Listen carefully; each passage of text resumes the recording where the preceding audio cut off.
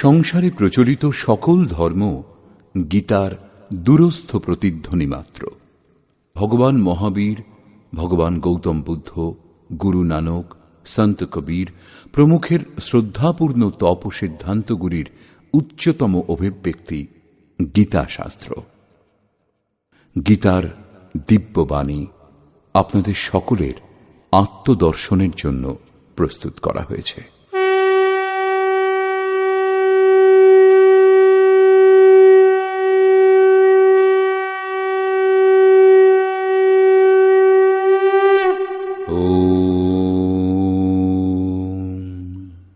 শ্রী পরমাত্মনে নমঃ।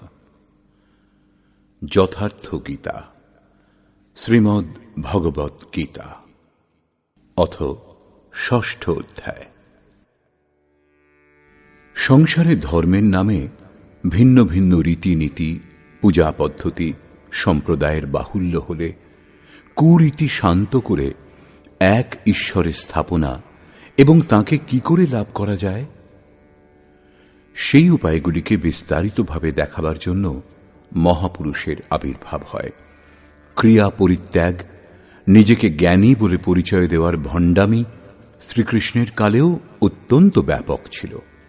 সেই জন্য বর্তমান অধ্যায়ের প্রারম্ভেই যোগেশ্বর শ্রীকৃষ্ণ এই বিষয়ে চতুর্থবার বললেন যে জ্ঞানযোগ এবং নিষ্কাম কর্মযোগ উভয়ের অনুসারেই কর্ম করতেই হবে। দ্বিতীয় অধ্যায়ে তিনি বলেছিলেন, অর্জুন, ক্ষত্রিয়ের জন্য যুদ্ধ থেকে শ্রেষ্ঠ কল্যাণকর আর কোনো পথ নেই। এই যুদ্ধে পরাজিত হলে দেবত্ব এবং জয়লাভ করলে মহামহিম স্থিতি লাভ করবে। এইরূপ চিন্তা করে যুদ্ধ করো। অর্জুন, এই বুদ্ধি তোমার জন্য জ্ঞানযোগের বিষয় বলা হয়েছে। সেটা কোন বুদ্ধি? এই যে যুদ্ধ করো। জ্ঞানযোগে যে কর্ম করতে হয় না তা নয়। জ্ঞানযোগে কেবল নিজের লাভ লোকসানের বিচার করে নিজের শক্তি সম্বন্ধে সজাগ থেকে কর্মে প্রবৃত্ত হতে হবে, যদিও প্রেরক মহাপুরুষই। জ্ঞানযোগে যুদ্ধ অনিবার্য। তৃতীয় অধ্যায়ে অর্জুন জিজ্ঞাসা করেছিলেন যে, ভগবান, নিষ্কাম কর্মযোগ অপেক্ষা জ্ঞানযোগ যদি শ্রেষ্ঠ বলে আপনার অভিমত, তাহলে আমাকে ঘোর কর্মে কেন নিযুক্ত করছেন? নিষ্কাম কর্মযোগ অর্জুনের কঠিন বলে মনে হচ্ছিল। এই প্রসঙ্গে শ্রীকৃষ্ণ বললেন, এই দুটি সিদ্ধান্ত আমার দ্বারা বলা হয়েছে, কিন্তু কোনো পথেই কর্ম ত্যাগ করে চলবার বিধান নেই। কর্ম আরম্ভ না করে কেউ পরম নৈষ্কর্মে স্থিতি লাভ করতে পারে না, এবং ক্রিয়া আরম্ভ করে তা ত্যাগ করে দিলেও কেউ পরম সিদ্ধি লাভ করতে পারে না। উভয় মার্গেই নিয়ত কর্ম, যজ্ঞের প্রক্রিয়া করতেই হয়। এখন অর্জুন উত্তমরূপে বুঝেছেন যে জ্ঞান মার্গ ভালো লাগুক অথবা নিষ্কাম কর্মযোগ, উভয় দৃষ্টিতেই কর্ম করতে হবে। এরপরেও পঞ্চম অধ্যায়ে তিনি প্রশ্ন করেছিলেন যে ফলের দিক দিয়ে কোনটা শ্রেষ্ঠ, কোনটা সুবিধাজনক। শ্রীকৃষ্ণ বলেছেন, অর্জুন, দুটি পরম শ্রেয় প্রদান করে, দুটি এক স্থানে পৌঁছয়। তবু সাংখ্য অপেক্ষা নিষ্কাম কর্মযোগ শ্রেষ্ঠ, কারণ নিষ্কাম কর্মের আচরণ না করে কেউ সন্ন্যাসী হতে পারে না। দুই মার্গেই কর্ম একটাই। অতএব স্পষ্ট হল যে সেই নির্ধারিত কর্ম না করে কেউ সন্ন্যাসী হতে পারে না এবং কেউ যোগীও হতে পারে না। এই পথের পথিকের দুটি দৃষ্টিকোণ, যা পূর্বেই বলা হয়েছে। শ্রী ভগবান উবাচ,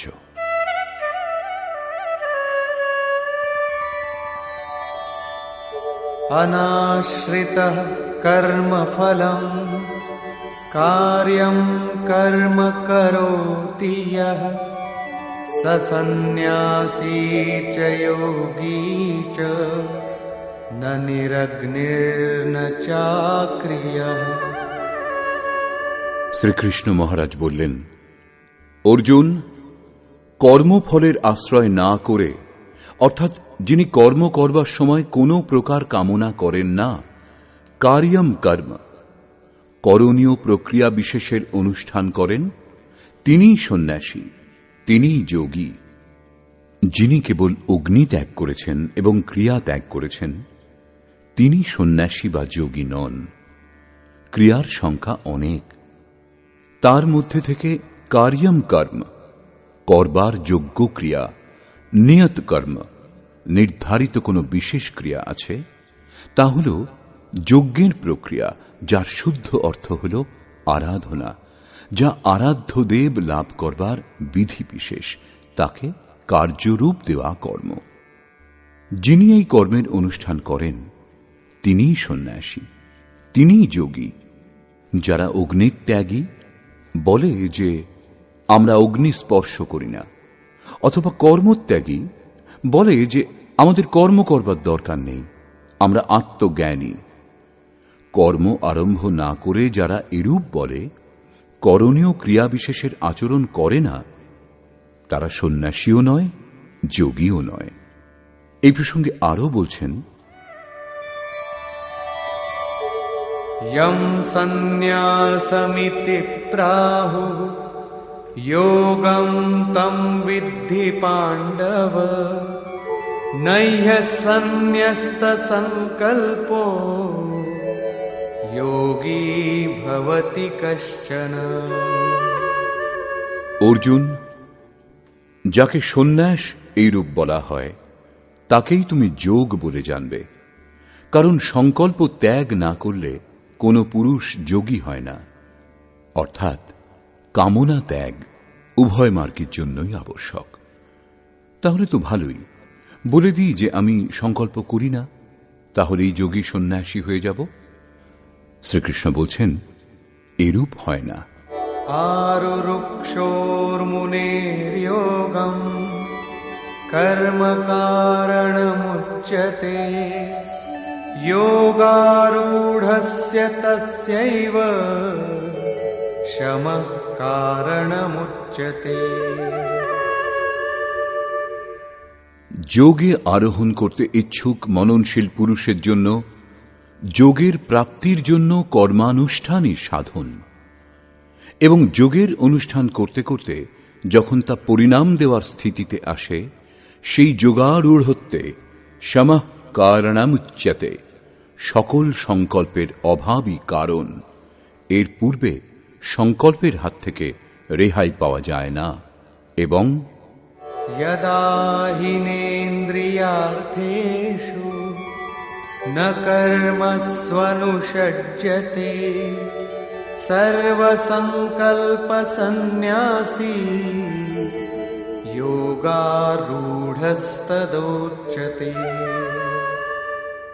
যে কালে পুরুষ ইন্দ্রিয় ভোগে আসক্ত হন না এবং কর্মেও আসক্ত হন না, যোগের পরিপক্ক অবস্থাতে পৌঁছনোর পর কর্ম করে আর কার খোঁজ করা হবে? অতএব নিয়ত কর্ম আরাধনার আর প্রয়োজন হয় না। সেই জন্য তিনি আর কর্মে আসক্ত হন না। সেই সময় সর্বসংকল্প সন্ন্যাসী, সর্বসংকল্পের অভাব দেখা দেয়। একেই বলে সন্ন্যাস। এই হল যোগারূঢ়ত্ব। পথে সন্ন্যাস বলে কিছুই নেই। এই যোগারূঢ়ত্বে কি লাভ? উদ্ধরেদাত্মনাত্মানম নাত্মানমবসাদয়েৎ আত্মৈব হ্যাত্মনো বন্ধু আত্মৈব রিপুরাত্মনঃ। অর্জুন, মানুষের কর্তব্য এই যে নিজেই নিজেকে উদ্ধার করবে, আত্মার যাতে অধোগতি না হয়, কারণ এই জীবাত্মা স্বয়ং নিজের বন্ধু, আবার স্বয়ং নিজের শত্রুও। কখন শত্রু হয় আর কখন মিত্র হয়, এই প্রসঙ্গে বলছেন, বন্ধুরাত্মাত্মনস্তস্য येनात्मैवात्मना जितः अनात्मनस्तु शत्रुत्वे वर्तेतात्मैव शत्रुवत्। যে জীবাত্মা দ্বারা মন এবং দেহেন্দ্রিয়াদি জয় করা হয়েছে, তার জন্য তারই জীবাত্মা বন্ধু, এবং যার দ্বারা মন, ইন্দ্রিয় সমূহ এবং দেহ জয় করা হয়নি, তার জন্য শত্রু সে স্বয়ং। এই দুটি শ্লোকেই শ্রীকৃষ্ণ একটা কথাই বললেন যে নিজের আত্মাকে নিজেই উদ্ধার করুন, তাকে অধোগতিতে নিয়ে যাবেন না, কারণ আত্মাই বন্ধু। এই সৃষ্টিতে অন্য কেউ শত্রু বা বন্ধু নয়। কি রূপে? যিনি মন ও ইন্দ্রিয় সমূহ জয় করেছেন, তার জন্য তার আত্মাই বন্ধুর মতো ব্যবহার করে, পরম কল্যাণকর হয়, এবং যিনি মন ও ইন্দ্রিয় সমূহ জয় করেননি, তার জন্য তার আত্মাই শত্রুর মতো ব্যবহার করে, নীচ যোনি এবং যাতনার দিকে নিয়ে যায়। প্রায় লোকে বলে, আমি তো আত্মা। গীতা শাস্ত্রে বলেছে, একে শস্ত্র ছেদন করতে পারে না, অগ্নি দাহ করতে পারে না, বায়ু শুষ্ক করতে পারে না। আত্মা নিত্য অমৃত স্বরূপ, শাশ্বত, অপরিবর্তনশীল, এবং সেই আত্মা আমাতেই বিদ্যমান। তারা গীতা শাস্ত্রের এই পংক্তিগুলি লক্ষ্য করে না যে আত্মা অধোগতিতেও যায়, আত্মার উদ্ধারও হয়, যার জন্য কার্যম কর্ম, করণীয় প্রক্রিয়ার আচরণ করলেই উপলব্ধি হয়, এই কথা বলা হয়েছে। এখন দেখা যাক অনুকূল আত্মার লক্ষণ কি।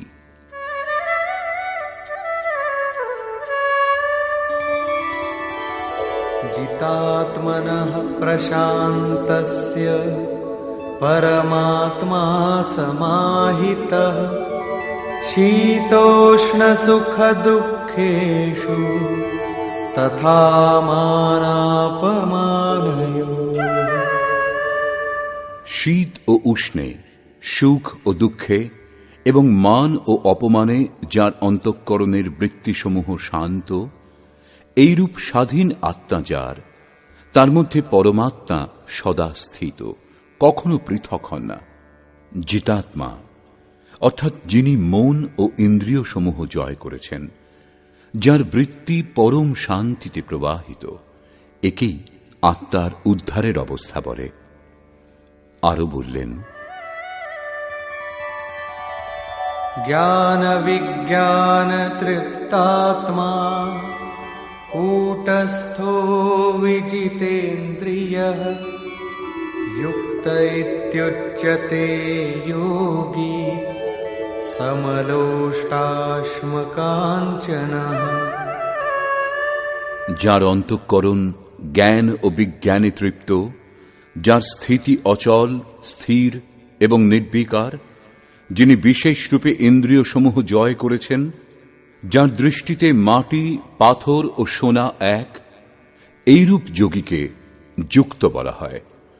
যুক্তির অর্থ যোগে সংযুক্ত, একেই বলে যোগের পরাকাষ্ঠা। যোগেশ্বর পঞ্চম অধ্যায়ের শ্লোক সংখ্যা 7 থেকে 12 পর্যন্ত যার বর্ণনা করেছেন, পরম তত্ত্ব পরমাত্মার সাক্ষাৎকার এবং সেই সঙ্গে তাঁকে জানাকেই বলে জ্ঞান। সাধক ইষ্ট থেকে যদি 1 ইঞ্চি দূরেই থাকে, জানবার ইচ্ছুক, তবুও তাকে অজ্ঞানীই বলে। সেই প্রেরক কিরূপে সর্বব্যাপ্ত, কিরূপে প্রেরণা প্রদান করেন, কিরূপে অনেকগুলি আত্মার একসঙ্গে পথ প্রদর্শন করেন, কি রূপে তিনি ভূত, ভবিষ্যৎ এবং বর্তমানের জ্ঞাতা, সেই প্রেরক ইষ্টের কার্যপ্রণালীর জ্ঞানই বিজ্ঞান।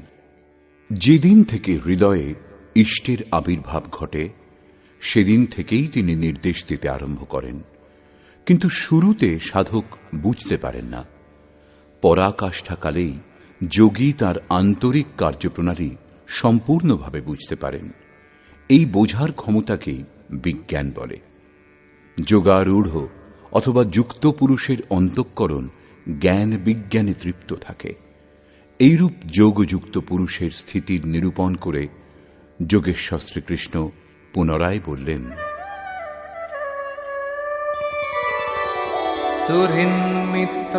সুহৃন্মিত্রার্युदासीन মধ্যস্থদ্বেষ্য বন্ধুষু সাধুষ্বপি চ পাপেষু समबुद्धिर्विशिष्यते। লাভ করবার পর মহাপুরুষ সমদর্শী ও সমবর্তী হন। পূর্বের শ্লোকে তিনি বলেছেন, যিনি পূর্ণ জ্ঞাতা অথবা পণ্ডিত, তিনি বিদ্যা বিনয় সম্পন্ন ব্রাহ্মণে, চণ্ডালে, গরু, কুকুর, হাতিতে সমদর্শী হন। এই শ্লোক তারই পূরক। তিনি আন্তরিকতার সঙ্গে পরের উপকার করেন। এরূপ সহৃদয় মিত্র, শত্রু, উদাসীন, দেশী, বন্ধু, ধর্মাত্মা এবং পাপীদের প্রতিও সমান দৃষ্টি সম্পন্ন যোগযুক্ত পুরুষ অতি শ্রেষ্ঠ। তারা কে কি করে না করে কার্যকলাপের উপর দৃষ্টি দেন না। তাদের ভিতরে যে আত্মা আছে সেই দিকেই তাঁর দৃষ্টি পড়ে। এদের মধ্যে পার্থক্য কেবল এই দেখেন যে কেউ কিছু নিম্ন স্তরে দাঁড়িয়ে, কেউ নির্মলতার কাছাকাছি পৌঁছেছেন, কিন্তু সে ক্ষমতা সকলের মধ্যেই আছে। এখানে যোগযুক্তের লক্ষণ পুনরায় পুনরাবৃত্তি করা হয়েছে। কিভাবে যোগযুক্ত অবস্থা লাভ করা যায়, কিভাবে যজ্ঞ করা হয়, যজ্ঞস্থলী কিভাবে প্রস্তুত হবে, আসন কেমন হবে, কি রূপে আসনে উপবেশন করা হবে, যজ্ঞকর্তা দ্বারা যে নিয়মগুলি পালন করা হবে, আহার বিহার, শয়ন জাগরণে সংযম এবং কর্মচেষ্টা কিভাবে সম্পাদন হবে, এই বিন্দুগুলির ওপর যোগেশ্বর শ্রীকৃষ্ণ এর পরের 5টি শ্লোকে আলোকপাত করেছেন। আপনিও যাতে সেই যজ্ঞ সম্পন্ন করতে সমর্থ হন। 3য় অধ্যায়ে তিনি যজ্ঞের নাম নিয়ে বলেছেন যে যজ্ঞের প্রক্রিয়াই সেই নিয়ত কর্ম। 4র্থ অধ্যায়ে তিনি যজ্ঞের স্বরূপ বিস্তারপূর্বক বলেছেন, যাতে প্রাণের অপানে আহুতি, অপানের প্রাণে আহুতি, প্রাণ অপানের গতি রোধ করে মনকে নিরুদ্ধ করা হয়। যজ্ঞের শুদ্ধ অর্থ আরাধনা এবং আরাধ্য দেব পর্যন্ত যে প্রক্রিয়ার দ্বারা পৌঁছানো যায় সেই বিষয়ে 5ম অধ্যায়েও বলা হয়েছে, কিন্তু তার জন্য ভূমি, আসন, করবার বিধি ইত্যাদি সম্বন্ধে বলা বাকি ছিল। তারই উপর যোগেশ্বর শ্রীকৃষ্ণ এখানে আলোকপাত করছেন। योगी युञ्जीत सततम् आत्मानं रहसि स्थितः एकाकीयत चित्तात्मा निराशीर परिग्रह। চিত্ত জয় করবার জন্য প্রযত্নশীল যোগী মন ইন্দ্রিয় সমূহ এবং দেহ সংযত করে বাসনা ও সংগ্রহ রহিত হয়ে নির্জন স্থানে একাকী চিত্তকে আত্মোপলব্ধি করবার যোগক্রিয়াতে নিযুক্ত করবেন। তার জন্য কেমন স্থান হওয়া দরকার, আসন কিরূপ হবে? शुचौ देशे प्रतिष्ठाप्य स्थिरमासनमात्मनः नात्युच्छ्रितं नातिनीचं चैलाजिनकुशोत्तरम्। শুদ্ধ স্থানে কুশ, মৃগচর্ম, বস্ত্র অথবা এর থেকে উত্তরোত্তর রেশম, উলের বস্ত্র, তক্তাপোষ যা কিছু হোক স্থির আসন স্থাপন করবেন। আসন যেন অতি উঁচু বা অতি নিচু না হয়।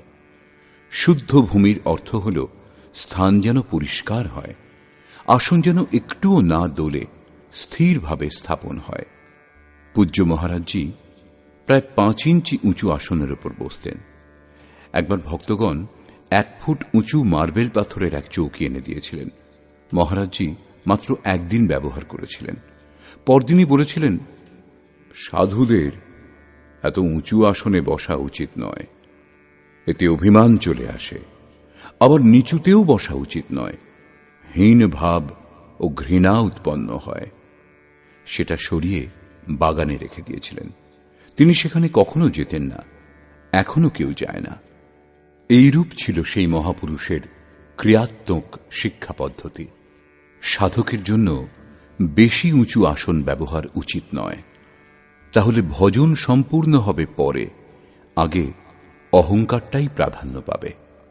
এরপরে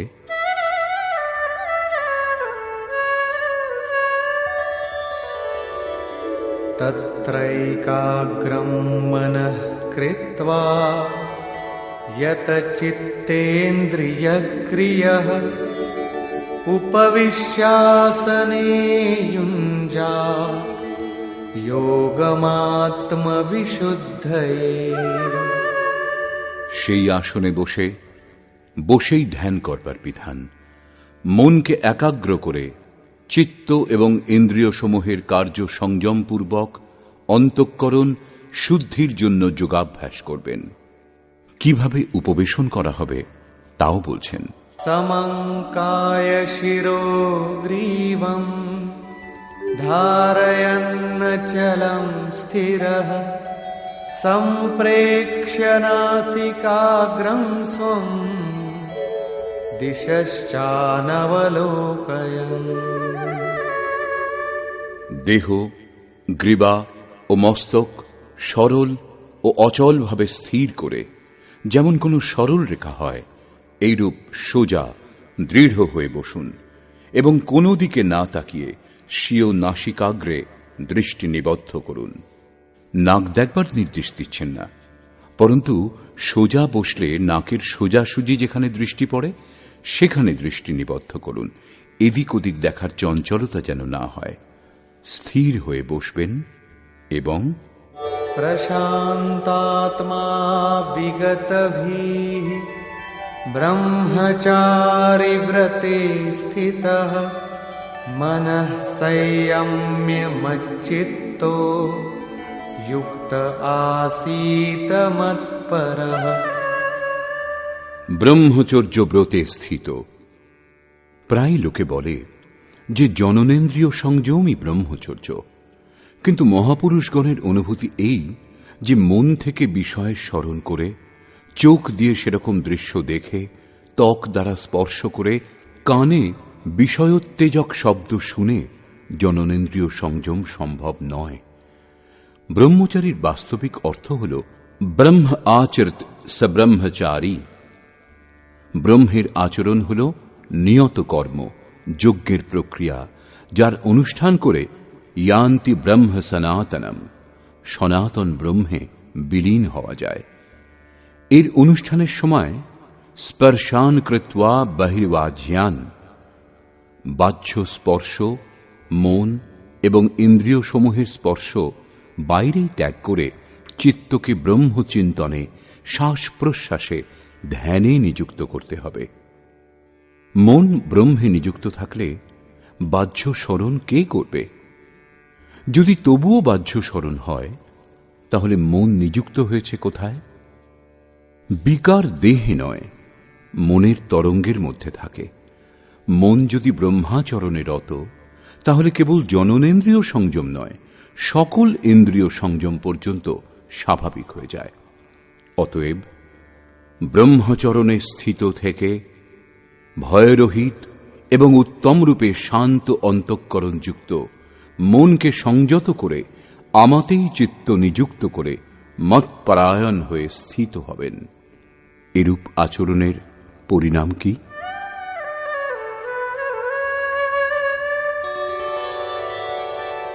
युञ्जन्नेवं सदात्मानं योगी नियतमानसः शान्तिं निर्वाणपरमा मत्संस्थामधिगच्छति। এইরূপ নিজেকে নিরন্তর সেই চিন্তনে নিযুক্ত করে যোগী সংযতভাবে মন সমাহিত করে আমার স্থিতিরূপ পরাকাষ্ঠাযুক্ত শান্তিপ্রাপ্ত হন। সেই জন্য নিজেকে নিরন্তর কর্মে নিযুক্ত করুন। এই প্রশ্নটি এখানে সম্পূর্ণ হল। এর পরের দুটি শ্লোকে তিনি বলছেন, পরমানন্দযুক্ত শান্তির জন্য শারীরিক সংযম, যুক্তাহার, বিহারও আবশ্যক। নাত্যশ্নতস্তু যোগোস্তি ন চৈকান্তমনশ্নতঃ ন চাতি স্বপ্নশীলস্য জাগ্রতো নৈব চার্জুন। অর্জুন, এই যোগ অতিভোজীর সিদ্ধ হয় না এবং একান্ত অনাহারীরও সিদ্ধ হয় না, অত্যন্ত নিদ্রালুর এবং অতি অনিদ্রা অভ্যাসীরও সিদ্ধ হয় না। তাহলে কার সিদ্ধ হয়? युक्ताहार विहारस्य युक्तचेष्टस्य कर्मसु युक्तस्वप्नावबोधस्य योगो भवति दुःखः। দুঃখের নাশক এই যোগ তাঁর পূর্ণ হয় যিনি পরিমিত আহার বিহার করেন, কর্মে পরিমিত চেষ্টা করেন এবং যার নিদ্রা ও জাগরণ সন্তুলিত। অধিক ভোজনে আলস্য, নিদ্রা এবং প্রমাদ ঘিরে ধরে, তখন সাধনা ব্যাহত হয়। আহার ত্যাগ করলেও ইন্দ্রিয় সমূহ দুর্বল হয়ে যায়, অচল স্থির হয়ে বসবার ক্ষমতা থাকে না। পূজ্য মহারাজজি বলতেন, যতটা খোরাক তার থেকে একটা দুটো রুটি কম খাওয়া উচিত। বিহার অর্থাৎ সাধনের অনুকূল বিচরণ, অল্প পরিশ্রমও করা উচিত। কোনো কাজ খুঁজে নিতে হয়, অন্যথা রক্ত সঞ্চার শিথিল হয়ে যাবে, যার ফলে রোগ ব্যাধির শিকার হবে। আয়ু, নিদ্রা ও জাগরণ আহার ও অভ্যাসে কম বেশি হয়। মহারাজজি বলতেন, যোগীদের 4 ঘন্টা শয়ন করা উচিত এবং সব সময় স্মরণ মনন করা উচিত।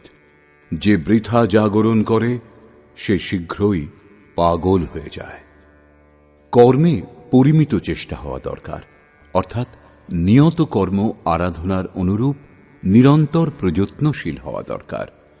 বাহ্য বিষয়গুলি স্মরণ না করে সর্বদা তাতেই যিনি নিযুক্ত, তাঁরই যোগে সিদ্ধি লাভ হয়। সঙ্গে সঙ্গে यदा विनियतं चित्तं आत्मन्येवावतिष्ठते निःस्पृहः सर्वकामेभ्यो युक्त इत्युच्यते तदा। এই প্রকার যোগের অভ্যাস দ্বারা বিশেষ রূপে সংযত চিত্ত যে কালে পরমাত্মাতে উত্তম রূপে স্থিত হন, প্রায় বিলীন হয়ে যান, সেই কালে কামনা থেকে মুক্ত পুরুষকে যোগযুক্ত বলা হয়। এখন বিশেষ রূপে বিজিত চিত্তের লক্ষণ কি?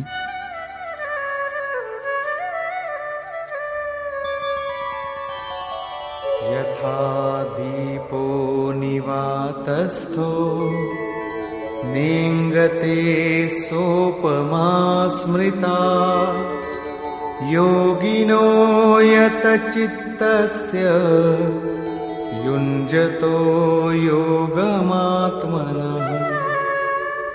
বায়ুশূন্য স্থানে অবস্থিত দীপ শিখা যেমন কম্পিত হয় না, শিখা ঊর্ধ্বমুখী হয়, তাতে কম্পন হয় না, সেই উপমা দেওয়া হয়েছে পরমাত্মার ধ্যানে প্রবৃত্ত চিত্তজয়ী যোগীর সঙ্গে। প্রদীপ তার উদাহরণ মাত্র। বর্তমান সময়ে প্রদীপের প্রচলন কমে গেছে। বায়ুতে বেগ না থাকলে ধূপকাঠির ধোঁয়া সোজা ওপরের দিকে যায়। এটা যোগীর বিজিত চিত্তের একটা উদাহরণ মাত্র। এখন যদিও চিত্ত জয় করা হয়েছে, তবু নিরুদ্ধ চিত্তের বিলয় তো হয়নি। যখন এই নিরুদ্ধ চিত্তেরও বিলয় হয়, তখন কি বিভূতি লাভ হয়? শুনুন।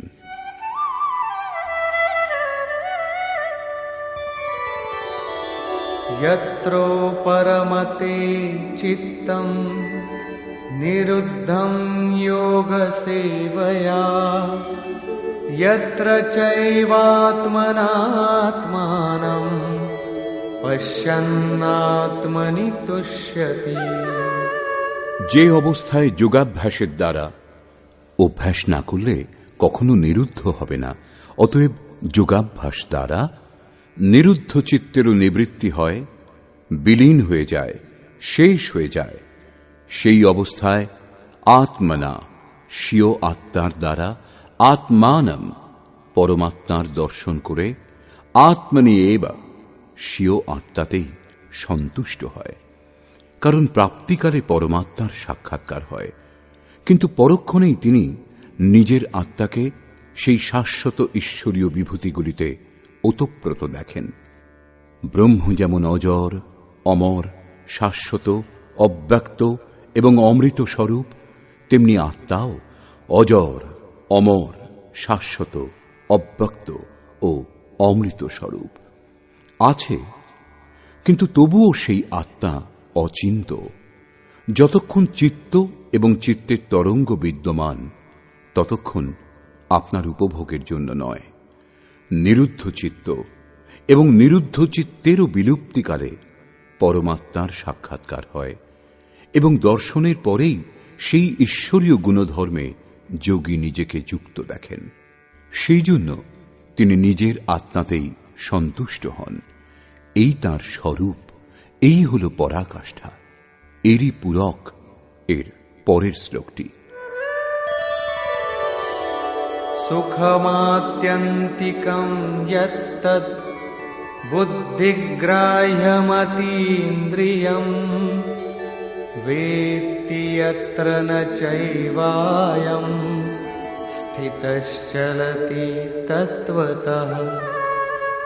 এবং ইন্দ্রিয় সমূহের অতীত কেবল শুদ্ধ সূক্ষ্ম বুদ্ধি দ্বারা গ্রহণযোগ্য যে অসীম আনন্দ আছে, তা যে অবস্থায় অনুভব করেন এবং যে অবস্থায় স্থিত হয়ে এই যোগী ভগবৎ স্বরূপকে তত্ত্ব সহিত জেনে বিচলিত হন না, সর্বদা তাতে প্রতিষ্ঠিত থাকেন। এবং यं लब्ध्वा चापरं लाभं मन्यते नाधिकं ततः यस्मिन् स्थितो न दुःखेन गुरुणापि विचाल्यते। পরমেশ্বরের প্রাপ্তিরূপ যে লাভ, পরাকাষ্ঠার শান্তি লাভ করে যোগী অন্য লাভ তদপেক্ষা অধিক মনে করেন না, এবং ভগবৎ প্রাপ্তিরূপ যে অবস্থায় স্থিত যোগী মহা দুঃখেও বিচলিত হন না, কারণ তাঁর দুঃখ বোধ হয় না। কারণ যে চিত্ত বোধ করত তা বিলীন হয়ে গেছে। এই রূপ তম বিদ্যা দুঃখ সংয়োগ वियोगं योगसंज्ञितं सनिश्चयेन योक्तव्यो योगो निर्विण्णचेतसा। যা সংসারের সংযোগ ও বিয়োগ থেকে রহিত, তার নাম যোগ। সে সুখ আত্যন্তিক, তার মিলনকে যোগ বলে। যাকে পরম তত্ত্ব পরমাত্মা বলা হয়, তার মিলনকে যোগ বলে। সেই যোগের অভ্যাস স্থির হয়ে নিশ্চয়পূর্বক করা কর্তব্য। যিনি ধৈর্য ধারণ করে রত থাকেন, তিনি যোগে সফল হন।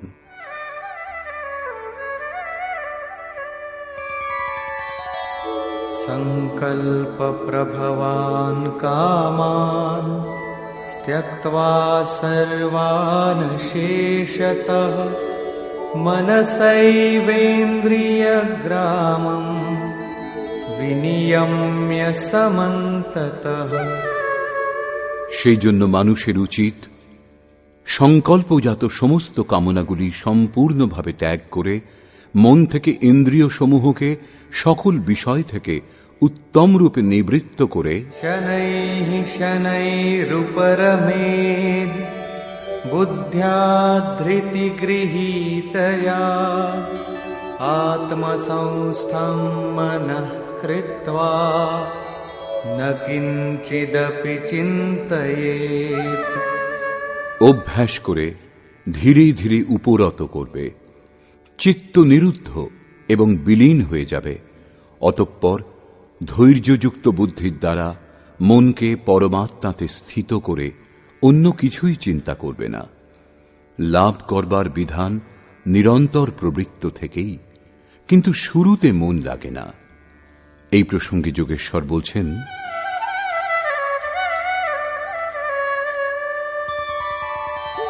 यतो यतो निश्चरति मनश्चञ्चलमस्थिरं ततस्ततो नियम्यैतद् आत्मन्येव वशं नयेत्।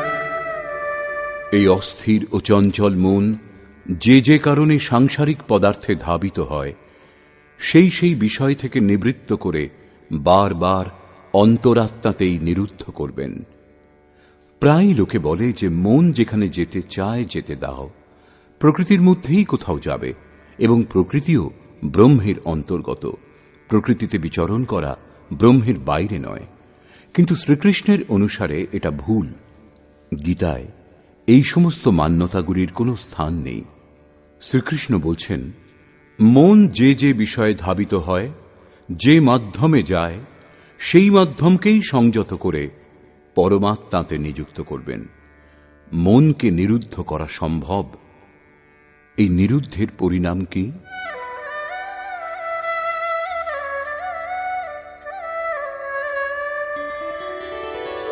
प्रशान्तमनसं येनं योगिनं सुखमुत्तमम् उपैति शान्तरजसं ब्रह्मभूतमकल्मषम्। যার মন পূর্ণরূপে শান্ত, যিনি পাপমুক্ত, যার রজোগুণ শান্ত হয়ে গেছে, ব্রহ্মের সঙ্গে একীভূত, এরূপ যোগী সর্বোত্তম আনন্দ লাভ করেন, যার থেকে শ্রেষ্ঠ কিছুই নেই। এই প্রসঙ্গে পুনরায় জোর দিলেন।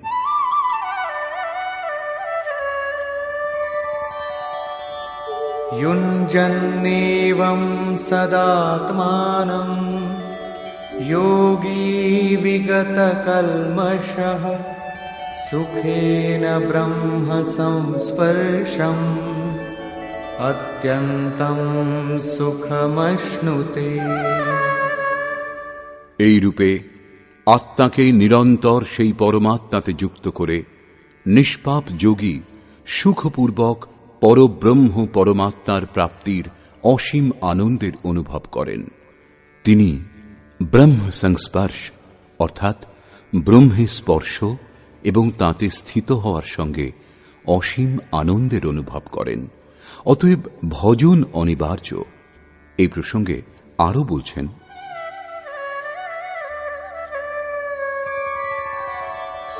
सर्वभूतस्थमात्मानं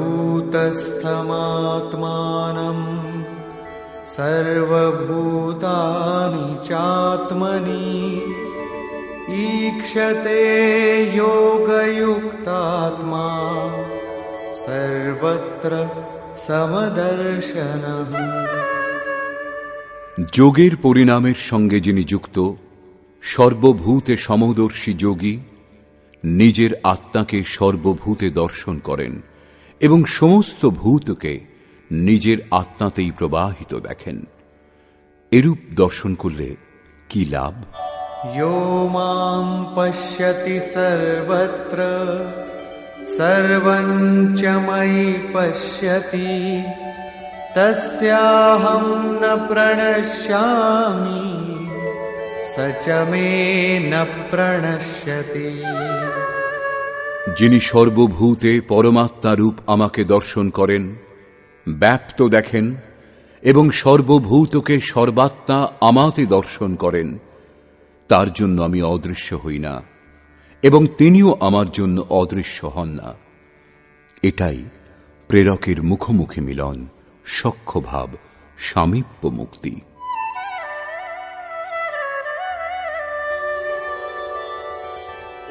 सर्वभूतस्थितं यो मां भजत्येकत्वमास्थितः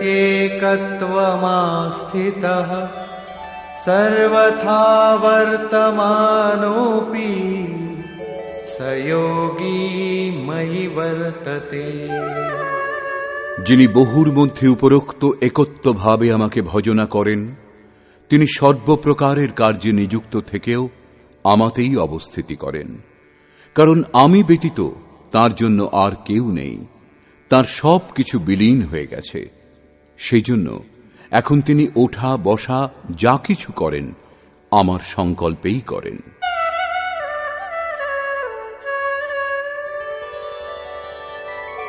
आत्मौपम्येन सर्वत्र समं पश्यति योऽर्जुन सुखं वा यदि वा दुःखं स योगी परमो मतः। হে অর্জুন, যিনি নিজের সমান সর্বভূতকে দেখেন, সকল ভূতের সুখ ও দুঃখকে নিজের সুখ ও দুঃখের ন্যায় অনুভব করেন, তিনি, যার ভেদভাব সমাপ্ত হয়ে গেছে, সর্বশ্রেষ্ঠ যোগী। প্রশ্নটি সম্পূর্ণ হল। এই প্রসঙ্গে অর্জুন জিজ্ঞাসা করলেন, অর্জুন উবাচ।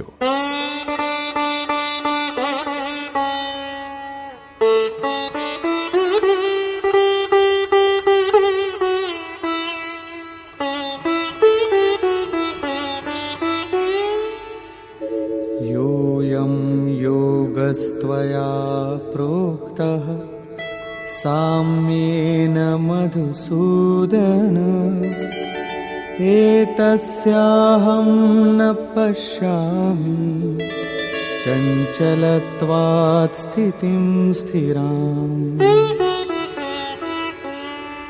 হে মধুসূদন, যে যোগ আপনি ব্যাখ্যা করলেন যাতে সমদর্শী হওয়া যায়, মন চঞ্চল, এই কারণে দীর্ঘকাল স্থায়ী স্থিতিতে আমি নিজেকে দেখছি না।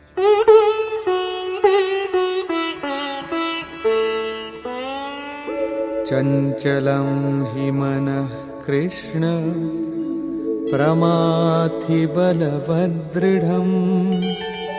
तस्याहं निग्रहं मन्ये वायोरिव सुदुष्करम्।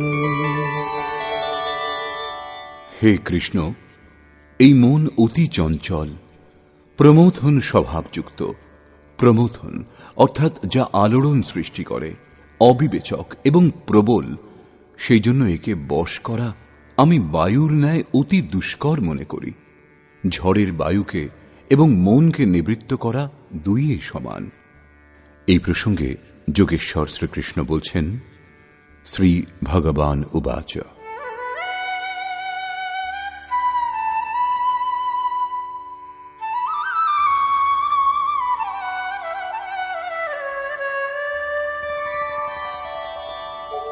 असंशयं महाबाहो मनो दुर्निग्रहं चलम्, अभ्यासेन तु कौन्तेय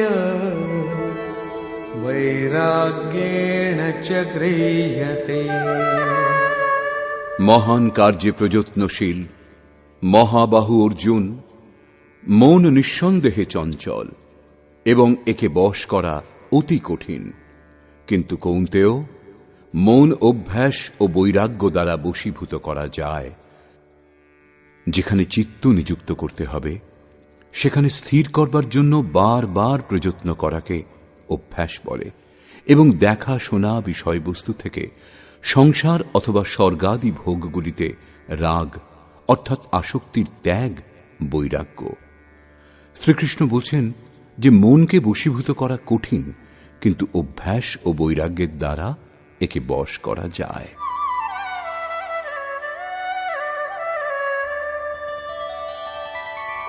असंयतात्मना योगो दुष्प्राप इति मे मतिः, वश्यात्मना तु यतता शक्यो वाप्तुमुपायतः। অর্জুন, যে পুরুষ মনকে বশ করেনি তার পক্ষে যোগ দুষ্প্রাপ্য, কিন্তু যার মন সবশ সেই প্রযত্নশীল পুরুষ যোগ লাভ করতে পারেন। এই আমার অভিমত। যত কঠিন তুমি মনে করছো তত কঠিন নয়। অতএব একে কঠিন মনে করে ত্যাগ করে দিও না, প্রযত্নপূর্বক এই যোগ লাভ করো, কারণ মন বশীভূত হলেই যোগ সম্ভব। এই প্রসঙ্গে অর্জুন জিজ্ঞাসা করলেন, অর্জুন উবাচ।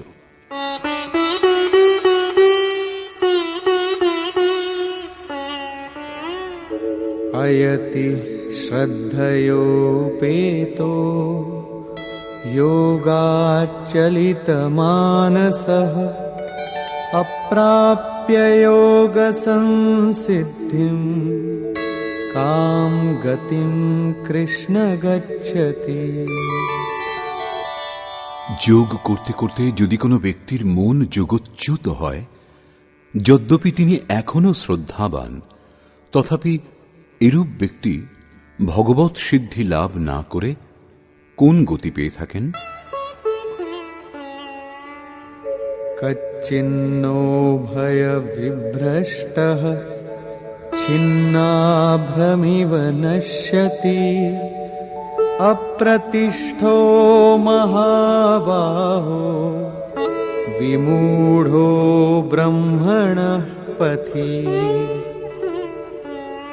মহাবাহু শ্রীকৃষ্ণ, ভগবৎ প্রাপ্তির মার্গ থেকে বিচলিত সেই মোহিত ব্যক্তি ছিন্ন ভিন্ন মেঘের ন্যায় উভয় দিক থেকে নষ্টভ্রষ্ট হয়ে যান কি? একখণ্ড মেঘ বর্ষাও দিতে পারে না, আবার বড় মেঘের সঙ্গে মিশতেও পারে না। দেখতে দেখতে হাওয়ায় বিলুপ্ত হয়ে যায়। সেইরূপ শিথিল প্রযত্নশীল কিছুকাল সাধনা করে স্থগিত করে দিলে তিনি নষ্ট হয়ে যান কি? তিনি আপনার সঙ্গে একীভূত হতে পারেন না এবং ভোগগুলিকেও ভোগ করতে পারেন না। তাহলে তার গতি কি হয়?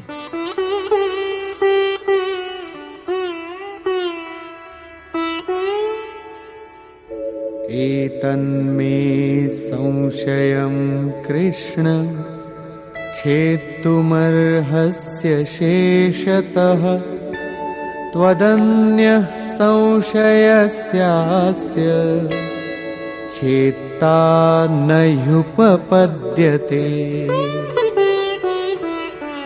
হে কৃষ্ণ, আমার এই সংশয় সম্পূর্ণরূপে দূর করতে একমাত্র আপনিই সমর্থ। আপনি ভিন্ন অন্য কারো পক্ষে এই সংশয় দূর করা সম্ভব নয়। এই প্রসঙ্গে যোগেশ্বর শ্রীকৃষ্ণ বললেন, শ্রী ভগবান উবাচ।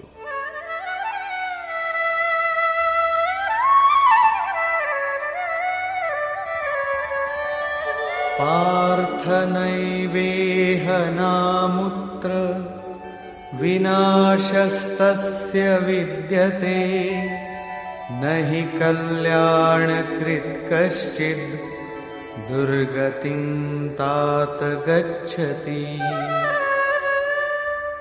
পার্থিব দেহকেই রথ ভেবে লক্ষ্যের দিকে অগ্রসর অর্জুন, সেই পুরুষের না এই লোকে না পরলোকেও নাশ হয়।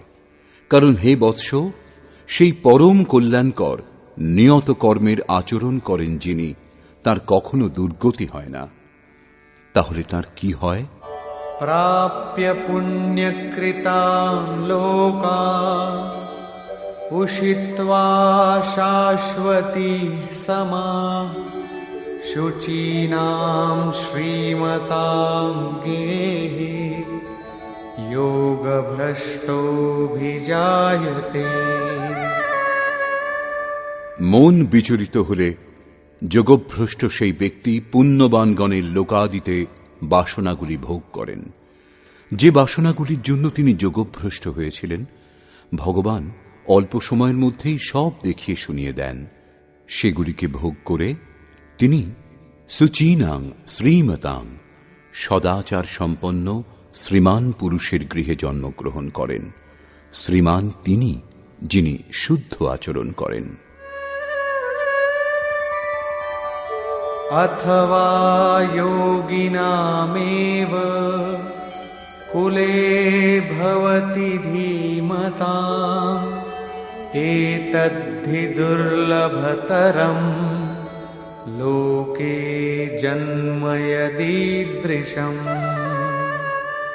অথবা সে স্থানেও যদি জন্ম না হয়, তাহলে স্থির বুদ্ধি যোগীগণের কুলে তিনি প্রবেশ পেয়ে যান। শ্রীমান পুরুষের গৃহে পবিত্র সংস্কার ছেলেবেলা থেকেই পড়তে থাকে, কিন্তু সেখানে জন্ম না হলে তিনি যোগীগণের কুলে, গৃহে নয় শিষ্য পরম্পরায় প্রবেশ পেয়ে যান। কবির, তুলসী, রৈদাস, বাল্মীকি এরা শুদ্ধ আচরণযুক্ত শ্রীমানগণের গৃহে নয়, যোগী কুলে স্থান পেয়েছিলেন। সদ্গুরুর কুলে সংস্কারের পরিবর্তনও একটা জন্ম, এবং এইরূপ জন্ম সংসারে নিঃসন্দেহে অতি দুর্লভ। যোগীগণের কুলে জন্মের অর্থ কেবল তাদের পুত্ররূপেই উৎপন্ন হওয়া নয়, গৃহত্যাগের পূর্বে যারা পুত্ররূপে জন্মগ্রহণ করে তারা মোহবশত মহাপুরুষকে পিতা বলে মনে করলেও সেই মহাপুরুষের জন্য ঘর পরিবারের নামে আপনজন বলে কেউ থাকে না। যে শিষ্য তার আদর্শকে সম্বল করে নিষ্ঠা ভরে তার অনুষ্ঠান করেন, তার মহত্ব পুত্র অপেক্ষা বহু গুণ বেশি। সেই কারণে সেই শিষ্যই তার বাস্তবিক পুত্র। যে ব্যক্তি যোগের সংস্কারের সঙ্গে যুক্ত নয়, তাকে মহাপুরুষগণ শিষ্য বলে গ্রহণ করেন না। পূজ্য মহারাজজি যদি কেবল গেরুয়াধারী সাধুর সংখ্যা বৃদ্ধি করতে চাইতেন, তাহলে হাজার হাজার ব্যক্তি তাঁর শিষ্যত্ব গ্রহণ করতেন। কিন্তু তিনি কাউকে গাড়ি ভাড়া দিয়ে, কারো বাড়িতে চিঠি দিয়ে বুঝিয়ে ঘরে পাঠিয়ে দিয়েছিলেন। কেউ জিদ করলে তিনি যত রকম কুলক্ষণী দেখতে পেতেন। অন্তর থেকে নিষেধ হতো যে এর মধ্যে সাধু হওয়ার একটা লক্ষণও নেই, একে রাখা ঠিক হবে না, এ পার হতে পারবে না। নিরাশ হয়ে দু একজন পাহাড় থেকে ঝাঁপ দিয়ে জীবন ত্যাগও করেছিল, কিন্তু মহারাজজি তাদেরও নিজের আশ্রমে স্থান দেননি। পরে জানতে পেরে বলেছিলেন, যদিও জানতাম খুবই ব্যাকুল, তবুও মরে যাবে জানলে পরে রেখে নিতাম। একজন পতিত ব্যক্তিই থাকত, আর কি হতো। মমত্ব তার মধ্যেও খুব বেশি ছিল, তবুও রাখেননি। ৬-৭ জন যাদের জন্য আদেশ হয়েছিল যে আজ একজন যোগভ্রষ্ট ব্যক্তি আশ্রমে আসছে, জন্ম জন্মান্তর থেকে ভ্রমিত হয়ে চলে আসছে, এই তার নাম, এই তার রূপ, তাকে স্থান দিয়ে ব্রহ্মবিদ্যার উপদেশ দাও, তাকে এগিয়ে দাও, কেবল তাদেরই রেখেছিলেন। আজও তাঁদের মধ্যে একজন মহাপুরুষ ধারকুণ্ডিতে আছেন, একজন অনুসূয়াতে, ২-৩ জন অন্যত্রও আছেন। এরাই বাস্তবিক রূপে সদ্গুরুর কুলে স্থান পেয়েছিলেন। এরূপ মহাপুরুষের সান্নিধ্য লাভ অতি দুর্লভ। তত্র তং বুদ্ধি সংযোগম লভতে পৌর্বদেহিকম यतते च ततो भूयः संसिद्धौ कुरु नन्दन। যোগভ্রষ্ট পুরুষ পূর্বজন্মে যে সাধন করেছিলেন, সেই বুদ্ধির সংযোগকে সেখানে অনায়াসেই লাভ করেন, এবং হে কুরুনন্দন, তার প্রভাবে তিনি পুনরায় সংসিদ্ধৌ ভগবৎ প্রাপ্তিরূপ পরম সিদ্ধি লাভের জন্য প্রযত্ন করেন।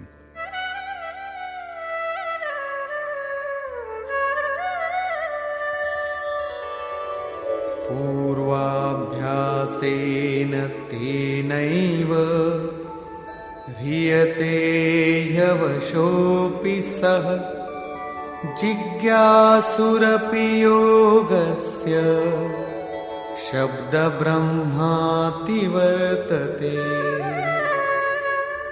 শ্রীমানের গৃহে বিষয়ের বশীভূত হয়েও তিনি পূর্বজন্মের সেই অভ্যাস দ্বারা ভগবৎ পথের দিকে আকর্ষিত হন এবং যোগে শিথিল প্রযত্নশীল সেই জিজ্ঞাসু ও বাণীর বিষয়কে পার করে নির্বাণ পদ প্রাপ্ত হন। এটাই তাঁর প্রাপ্তির উপায়।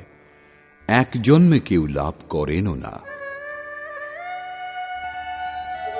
প্রয়ত্নাদ্যতমানস্তু योगी संशुद्ध किल्बिषः अनेक जन्म संसिद्धः ततो याति परां गतिम्।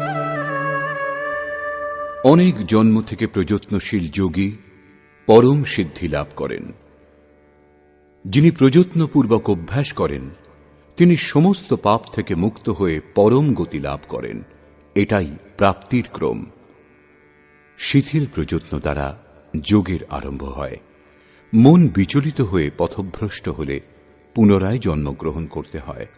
পরে সদ্গুরুর কুলে প্রবেশ পাওয়া যায় এবং প্রত্যেক জন্মে অভ্যাসে প্রবৃত্ত থেকে সেখানেই পৌঁছন, যাকে পরম গতি, পরম ধাম বলা হয়। শ্রীকৃষ্ণ বলেছেন যে এই যোগে বীজের নাশ হয় না। আপনি এই পথে শুধু দুপা চলুন, সেই সাধনের কখনো নাশ হবে না। যে কোনো পরিস্থিতিতে পুরুষ এতটা নিশ্চয়ই করতে পারেন, কারণ অল্প সাধন নানা পরিস্থিতিতে ঘিরে থাকে যে ব্যক্তি সেই করতে পারে, কারণ তার সময় নেই। আপনি কালো ফর্সা যাই হন, এই পৃথিবীর যেখানেই আপনি থাকুন না কেন, এই গীতা শাস্ত্র সকলের জন্য, আপনার জন্য। শর্ত এই যে আপনি মানুষ হবেন। উৎকট প্রযত্নশীল যিনি হন, কিন্তু শিথিল প্রযত্নশীল কেবল গৃহস্থই হয়। গীতা গৃহস্থ, বৈরাগ্যবান, শিক্ষিত, অশিক্ষিত সর্বসাধারণ মানুষ মাত্রের জন্য, শুধু সাধু নামক বিশেষ কোনো প্রাণীদের জন্য নয়। শেষে যোগেশ্বর শ্রীকৃষ্ণ নির্ণয় করলেন,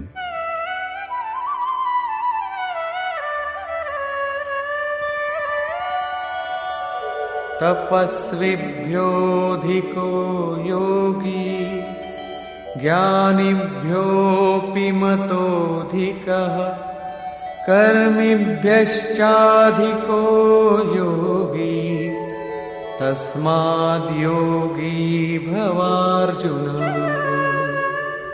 যোগী তপস্বীগণ অপেক্ষা শ্রেষ্ঠ, জ্ঞানীগণ অপেক্ষা এবং কর্মীগণ অপেক্ষাও যোগী শ্রেষ্ঠ। অতএব অর্জুন, তুমি যোগী হও। তপস্বী মন এবং ইন্দ্রিয় সমূহকে সংযম করে যোগ স্থিতিতে পৌঁছবার জন্য তপস্যা করেন, এখনো যোগযুক্ত হননি। কর্মী কর্মী এই নিয়ত কর্মকে জেনে তাতে প্রবৃত্ত হন। তিনি নিজের সামর্থ্যের বিবেচনা না করেই প্রবৃত্ত হন এবং সমর্পণের ভাব নিয়েও প্রবৃত্ত হন না, কর্ম করেন মাত্র। জ্ঞানী জ্ঞানমার্গী সেই নিয়ত কর্ম, যজ্ঞের প্রক্রিয়া বিশেষ উত্তম রূপে অবগত হয়ে নিজের ক্ষমতা বিবেচনা করে তাতে প্রবৃত্ত হন। তার লাভ লোকসানের দায়িত্ব তার নিজের উপরেই থাকে।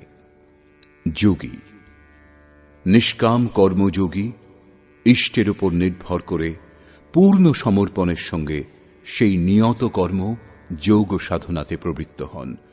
তার যোগক্ষেমের দায়িত্ব স্বয়ং ভগবান এবং যোগেশ্বর বহন করেন। পতনের পরিস্থিতি এলেও তার পতনের ভয় নেই, কারণ যে পরম তত্ত্ব লাভে তিনি ইচ্ছুক, সেই পরম তত্ত্ব তার সব ভার বহন করেন। তপস্বী নিজেকে যোগযুক্ত করবার জন্য প্রযত্নশীল, কর্মী সেই নিয়ত কর্ম জেনেই কর্মে প্রবৃত্ত। উভয়েরই পতনের সম্ভাবনা অধিক, কারণ এদের মধ্যে সমর্পণের ভাব থাকে না এবং নিজের লাভ লোকসান বোঝবার ক্ষমতাও নেই।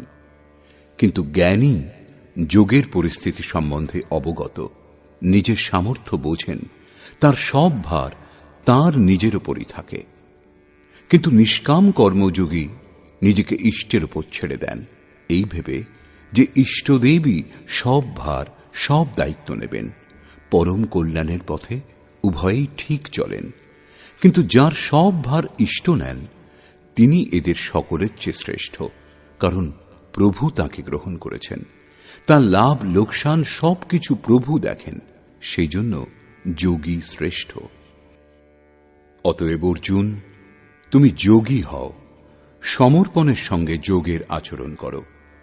যোগী শ্রেষ্ঠ, কিন্তু তার থেকেও শ্রেষ্ঠ তিনি, যিনি অন্তর থেকে প্রবৃত্ত হন।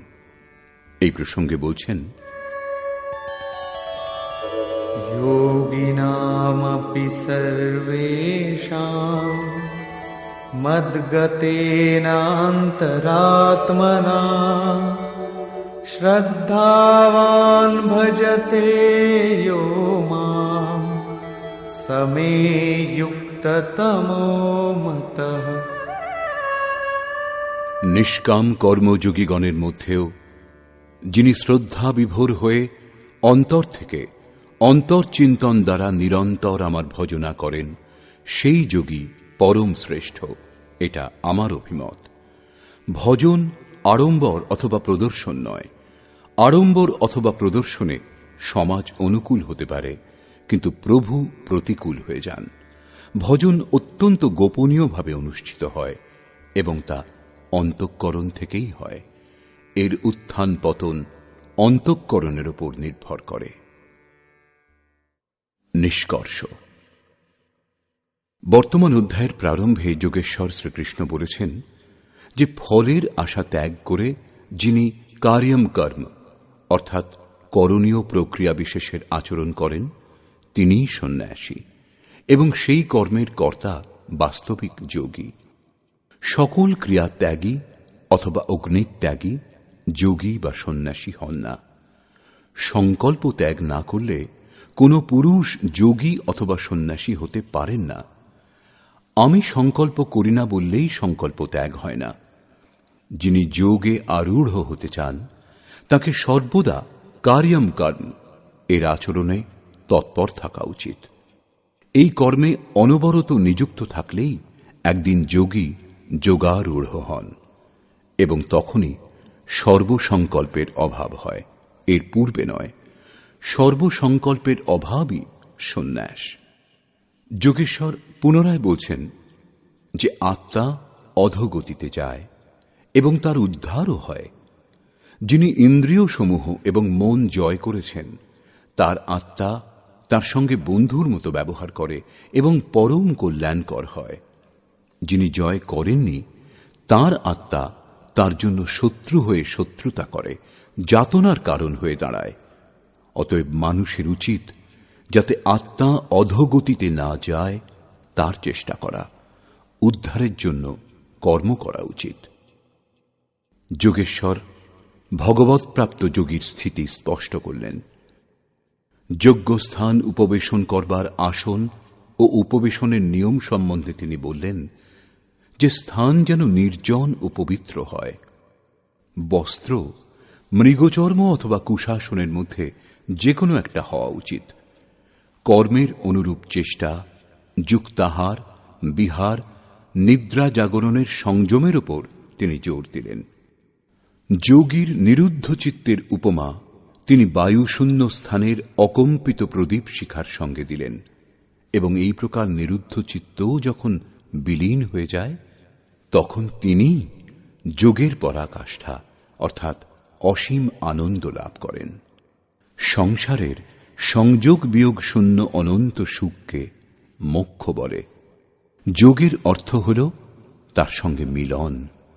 যিনি এর সঙ্গে একীভূত হন তিনি সমদর্শী হন। নিজের আত্মা যেরূপ সেই রূপ সকলের আত্মাকে দেখেন। তিনি পরম পরাকাষ্ঠারূপ শান্তিপ্রাপ্ত হন।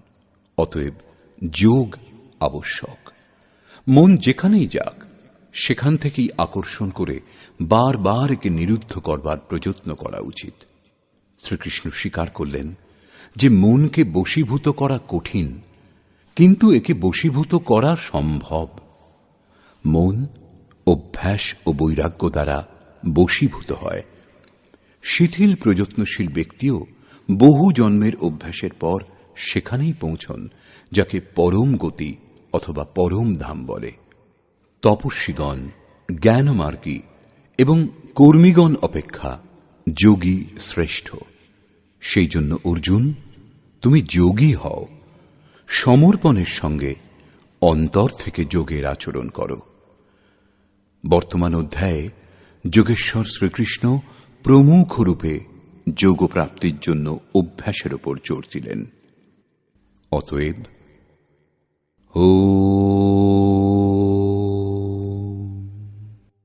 এইরূপ শ্রীমদ্ ভগবৎ গীতারূপী উপনিষদ এবং ব্রহ্মবিদ্যা তথা যোগশাস্ত্র বিষয়ক শ্রীকৃষ্ণ ও অর্জুনের সংবাদে অভ্যাস যোগ নামক ৬ষ্ঠ অধ্যায় পূর্ণ হল।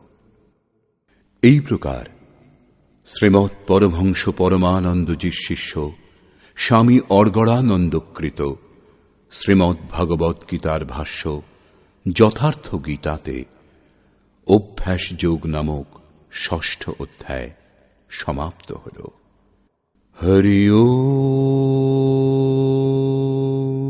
তৎসৎ।